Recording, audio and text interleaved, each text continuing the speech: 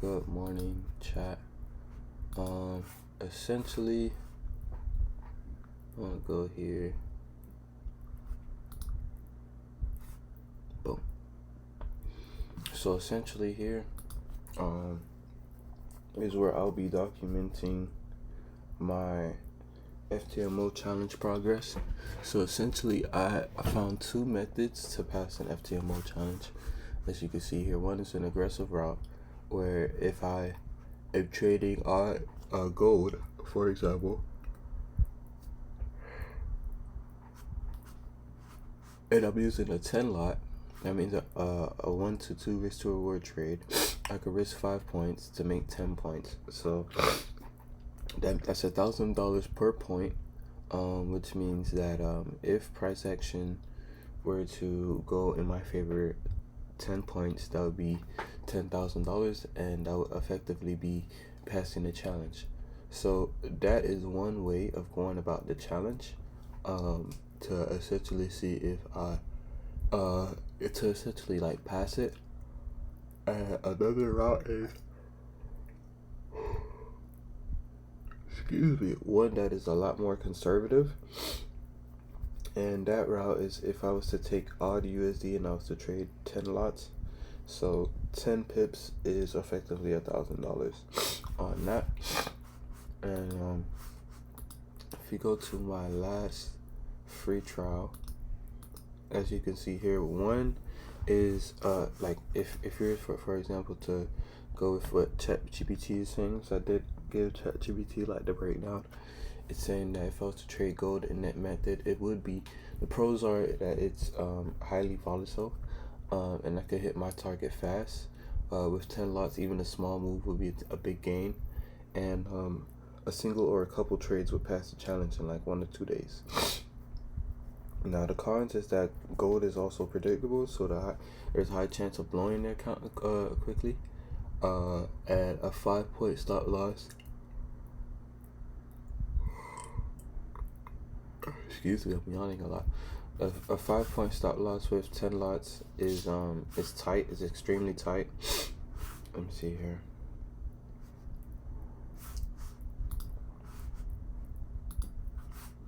So it's extremely tight, and not only is it extremely tight, but you know, I have to account for the spread and the slippage so that I don't get stopped out too fast. And it's also emotionally stressful, as you can see. Could possibly be. I've learned by now to control my emotions, so it shouldn't be too stressful, but at the same time, there's still risk involved. So what I'll need is a laser precision entry, breakouts, high probability reversal zones, for example. Easiest one I could find is if I was to just buy at a higher low. And then it also says a solid plan for managing slippage during high impact news or spikes. So those are 2 things to watch out for, watching out for the spread as well. But if I was to do it in a much more conservative route, as you can see, I could do it with odd USD on 10 lots, with 1 to 2 risk reward until I reach 10K.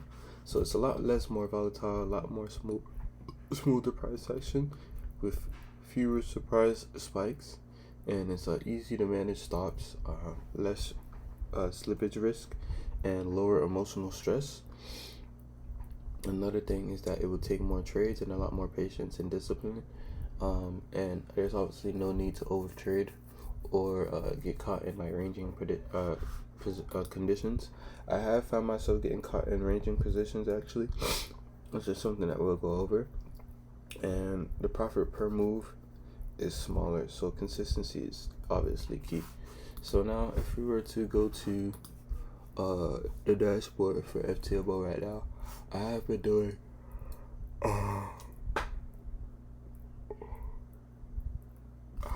consecutive trading free trials.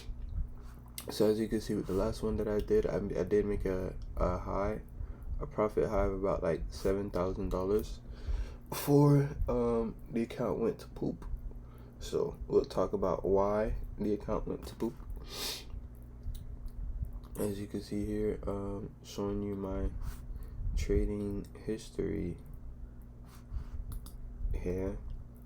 So these would have been the first several trades that I've taken on this account. As you can see, I was doing fairly well up until we got into this trade right here.